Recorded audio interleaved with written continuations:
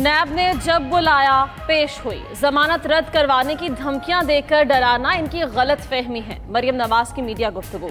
नैब सियासी इंतकाम का इदारा बन चुका है। उम्मीद है हाई कोर्ट ऐसी मुज़हिका खेज दरखास्तों का रास्ता बंद कर देगी। मजीद कहा कि हुकूमत मुश्किल में आते ही कोरोना आ जाता है। पासपोर्ट ट्रे में रख कर भी दिया तो ठुकरा देंगी। जावेद लतीफ का बयान तोड़ मरोड़ कर पेश किया गया।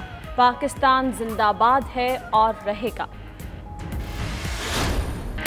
मरियम नवाज दोबारा जेल जाएंगी या रिहाई बरकरार रहेगी? मरियम नवाज की जमानत मुस्तरद करने की नैब की दरख्वास्त पर लाहौर हाई कोर्ट का 2 रुकनी बेंच आज समाअत करेगा।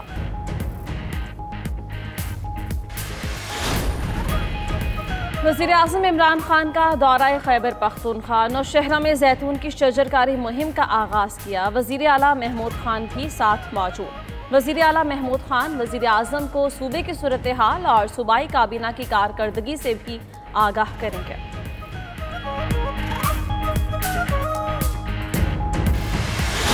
आज से पार्क्स और कारोबारी मराकज़ शाम 6 बजे बंद होंगे। हफ्ते और इतवार को छुट्टी होगी। लाहौर में SOPs की खिलाफ वर्जियों पर 21 दुकानों, स्टोर्स और रेस्टोरेंट्स को सील कर दिया गया। तिजारती मराकज़ की जल्दी बंदिश के खिलाफ ताजिरों ने आज एहतजाज का ऐलान किया। पंजाब में पुलिस एहलकारों के लिए मास्क का इस्तेमाल लाजमी करार। खैबर पख्तूनख्वा के 7 अजला के लिए नए SOPs जारी। पेशावर, मर्दान, नौशहरा, एबटाबाद, सवात, सवाबी और मालाकंड में मार्केट्स 8 बजे बंद होंगी। इंडोर तकरीबात पर भी मुकम्मल पाबंदी।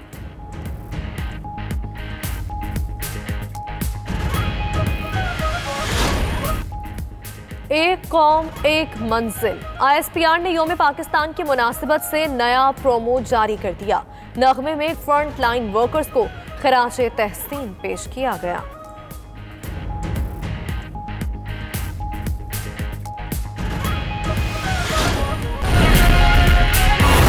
बराह रास्त आपको लिए चलेंगे। मरियम नवाज और परवेज रशीद लाहौर में मीडिया से गुफ्तगू कर रहे हैं।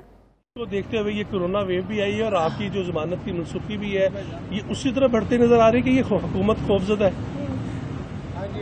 देखिए, जहाँ तक मेरी नैब की उसका ताल्लुक है, जो मुझे हाई कोर्ट लाहौर में इन्होंने एप्लीकेशन दी है, तो मेरा नहीं ख्याल कि उससे ज़्यादा मुज़हिका खेज एप्लीकेशन कोई हो सकती थी, क्योंकि नैब का काम है करप्शन पकड़ना। और जब उसमें वो बुरी तरह नाकाम हो गया, 2 दफ़ा मैं जेल काट आई, 2 दफ़ा मियाँ साहब जेल काट आए, 1 पैसे की जब उनको करप्शन नहीं मिली तो अब रोना शुरू कर दिया। अब हाई कोर्ट में जाके ये कहना शुरू कर दिया कि जी मरियम नवाज सियासी बयानात दे रही हैं, इदारों के खिलाफ बयानबाजी कर रही हैं। तो आपको बयानात जांचने का इख्तियार किसने दिया? आपका काम तो सपोजिडली करप्शन पकड़ना था। उसमें अगर आप फेल हो गए तो आपने अपनी जिम्मेदारियां जो है वो तब्दील कर ली। लास्ट टाइम जब मुझे याद है तो फौज के स्पोक्स पर्सन तो जो DG ISPR हैं, अदलिया के अपने स्पोक्स पर्सन हैं, नैब को स्पोक्स पर्सन किसने तैनात किया? और ये कौन होते हैं अपने लिए खुद ये जिम्मेदारियां ढूंढने वाले कि कौन क्या बयान दे रहा है, कौन क्या बयान नहीं दे रहा? और इस तरह की जो, अगर आपको अपने दायरा इख्तियार का नहीं पता, अगर आपने इतनी मुज़हिका खेज पिटीशन अदालत में जमा कराई है तो आपके खिलाफ तो खुद मुकदमा दर्ज होना चाहिए।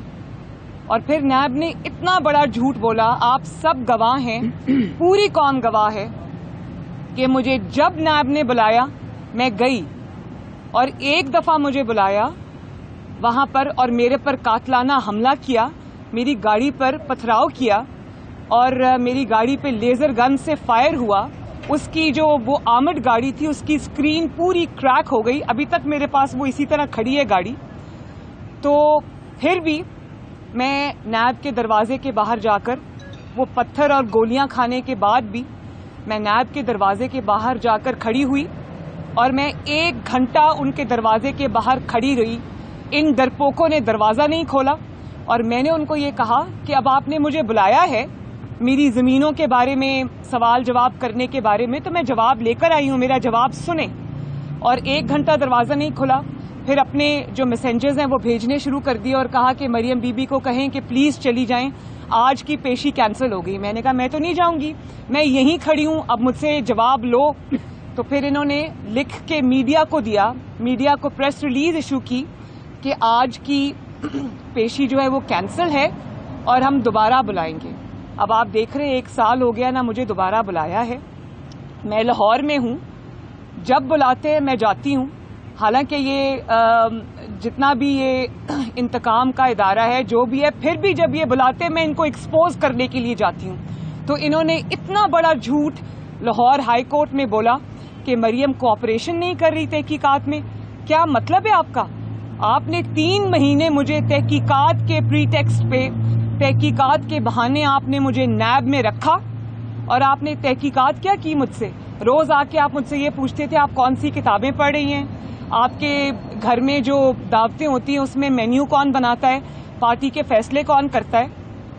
تو بات یہ نہیں ہے، بات یہ ہے کہ اس وقت میرے کامیاب جلسے ہو رہے تھے، ان کے ہاتھ پاؤں پھول گئے. انہوں نے میرے والد کے سامنے مجھے گرفتار کر لیا اور آج تک نہ وہ ریفرنس بنا سکے. آپ یہ جانتے ہیں کہ چودھری شوگر مل جس میں مجھے ابھی وہ بلا رہے ہیں یا جس میں ابھی میرے خلاف وہ ہائی کورٹ میں گئے ہوئے ہیں، اس کیس کا ذکر ہی نہیں ہے. اس کیس کا پول میں کھولوں، اس کیس کا ڈیٹیل یہ ہے کہ جس انویسٹیگیشن پہ انہوں نے مجھے اریسٹ کیا اس کے بہانے وہ کیس آج تک نہ یہ بنا سکے نہ ریفرنس رجسٹر کر سکے. میرے سامنے ان کو عدالت میں جج صاحب نے کئی بار پوچھا کہ تمہارا ریفرنس کہاں ہے بھائی؟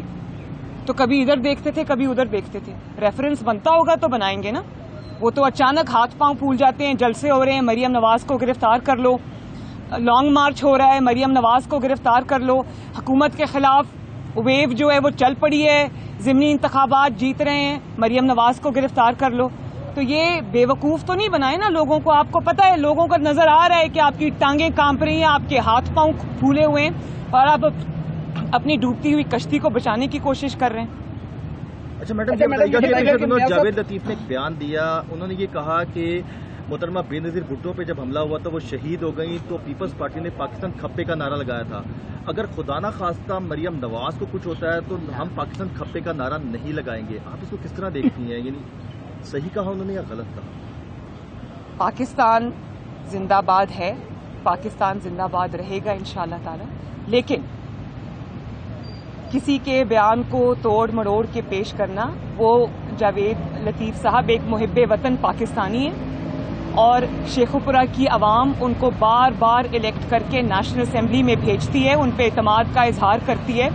ان کی حب الوطنی میں کسی قسم کا مجھے کوئی شک نہیں ہے. لیکن آپ یہ جان رکھیں کہ اگر آپ نے مسلم لیگ نون کو بار بار انتقام کا نشانہ بنایا تو آپ خود اس کی زد میں آئیں گے. مسلم لیگ نون خاموش نہیں رہے گی. یہ بتا دیجیے گا کہ آپ کل پی ڈی ایم کا سربراہی اجلاس ہے، اس میں نون لیگ کیا موقف اختیار کرے گی؟ آپ نہیں سمجھتی اب تصدیقوں کا وقت آ چکا ہے؟ اور دوسرا، آج چینی پھر 100 روپے سے تجاوز کر گئی ہے، اس پہ کیا دیکھیں؟ بالکل چینی بلکہ 105 روپے سے تجاوز کر گئی ہے.